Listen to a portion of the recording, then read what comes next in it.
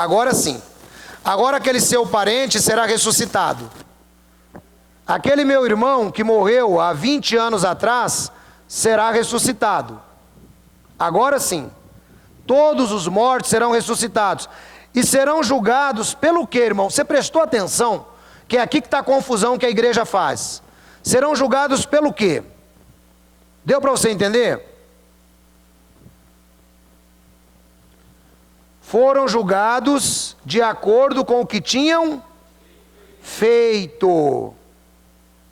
Opa, então peraí. Ancião, então obra salva? Aqui é que está a confusão. Obras não salvam. Obras não salvam, mas servirão de base para que certas pessoas no juízo final sejam salvos pelos méritos sacrificiais de Jesus. Quem entendeu isso? Obras não salvam, mas servirão de base para que essas pessoas sejam salvas pelos méritos sacrificiais de Jesus. Está repetida a frase. Como que isso se dará? Vamos imaginar.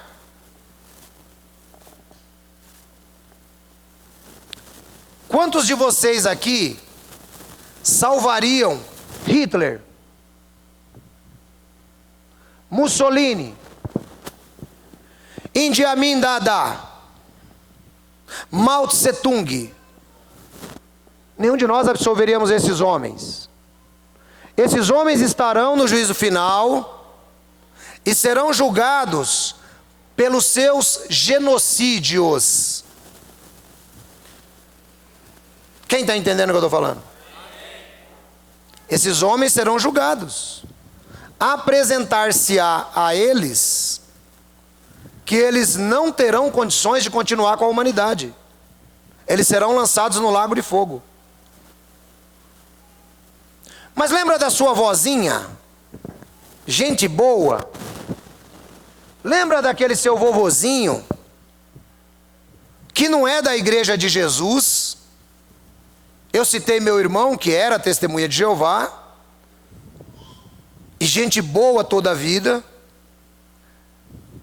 Essas pessoas estarão lá também. E aí como é que Jesus vai julgá-las? Como é que você julgaria estas pessoas? Não, sempre foi uma pessoa íntegra, sempre foi uma pessoa boa. Então essa pessoa vai ser salva com base no sacrifício de Jesus. As obras servirão apenas para separar quem foi gente e quem não foi gente. Deu para entender isso? Então isso é o que acontece no juízo final. A grande confusão vem porque quando a gente fala isso, as pessoas, então serão salvos pelas obras? Não, ninguém é salvo por obras. Em qualquer tempo da história, nós somos salvos pelo sangue de Cristo. O sangue de Cristo tem poder retroativo, que vai até Adão. E o sangue de Cristo tem poder futuro, que vai até a última pessoa morta no Armagedon. Entendeu isso? Então é desse jeito. Então, vamos para o 12. Vi também os mortos, os grandes e o pequeno, de pé diante do trono, e livros foram abertos. Outro livro foi aberto, o livro da vida. Os mortos foram julgados de acordo com o que tinha sido feito, segundo o que estava registrado nos livros. Ponto. Ficou claro para os irmãos o juízo final? Amém? Versículo 13. O mar entregou os mortos que nele havia, e a morte e o Hades entregaram os mortos que neles havia. E cada um foi julgado de acordo com o que tinha feito. Porque como é que vai julgar a humanidade, irmãos? Com base se ele aceitou a Cristo ou não. Aceitar a Cristo significa fazer parte da igreja. Você não pode confundir salvação, que é o que vocês têm, como parte da igreja de Jesus. Você não pode confundir essa salvação com a salvação que está lá depois do juízo final. Não tem como confundir. São classes diferentes de pessoas. São classes diferentes. Uma classe é uma classe, outra classe é outra classe. Entendeu? foram julgados pelo que tinham sido feito. 14. Então a morte e o Hades foram lançados no lago de fogo. O lago de fogo é a segunda morte. Se o nome de alguém não foi encontrado no livro da vida, esse foi lançado no lago de fogo. Ou seja, quem é que vai para o lago de fogo? São pessoas completamente ímpias. A história termina aqui. Veja que ele diz que quando Jesus vem julgar, diante dele foge o céu e a terra. É aqui que nós entendemos 2 de Pedro capítulo 3, irmãos. 2 de Pedro capítulo 3 não é no Armagedon. 2 de Pedro capítulo 3 é juízo final. Lá Pedro diz que ele viu os céus serem enrolados. Pedro diz que ele viu a terra sendo queimada junto com as obras nela. Nesse momento é que a Bíblia diz, agora no capítulo 21, para a gente terminar: eu vi um novo céu e uma nova terra, pois o céu e a primeira terra tinham passado e o mar já não existia. Vi a cidade santa, a nova Jerusalém, que descia do céu da parte de Deus, preparada como uma noiva adornada para o seu marido. E ouvi uma voz forte que vinha do trono e dizia: agora o tabernáculo de Deus está com os homens, os quais ele viverá.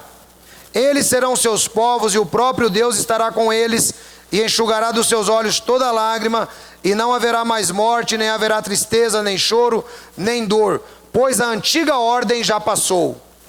Depois do juízo final, nos reserva uma nova terra e um novo céu. Aqui está escrito, aí no 5, aquele que estava sentado no trono disse: estou fazendo novas todas as coisas. E acrescentou: escreva isto, pois essas palavras são fiéis e verdadeiras. Irmãos, depois do juízo final, aguarda a perspectiva de uma vida eterna, infindável, naquilo que nós conhecemos como nova terra. Ancião, por que é importante nós sabermos de tudo isso? Você quer ver por quê? Quem teve a sua fé reforçada hoje aqui, levante a mão. Glória a Deus. É para isso que nós precisamos saber. Porém, irmãos, nós não queremos ser dogmáticos, né? Tem irmãos que ainda têm muita dificuldade em entender isso. Até porque por causa da confusão de ensino, não é? Muitos ainda acabam confundindo. Mas a certeza que eu e você precisamos ter, além dessa, que isso tudo que eu falei para vocês é tão certo quanto eu estou aqui hoje. É tão certo quanto eu estou aqui. Há de se cumprir, porque essas palavras são fiéis e verdadeiras, e elas não são minhas. Elas são de nosso Senhor Jesus Cristo. Elas devem edificar a nossa fé. E nós queremos continuar, irmãos, olhando para o agente principal e aperfeiçoador da nossa fé. Tem algumas coisas que talvez a gente não compreende como gostaríamos. Até porque o dia que a gente compreender tudo que é espiritual, a gente passa a ser uma espécie de Deus. E a Bíblia diz que não dá. Mas o que nós temos como revelação, como Apocalipse prometido para os fiéis da atualidade, é isso: vida eterna em nosso Senhor e Salvador Jesus Cristo, depois que esse sistema atual findar. Deus abençoe vocês.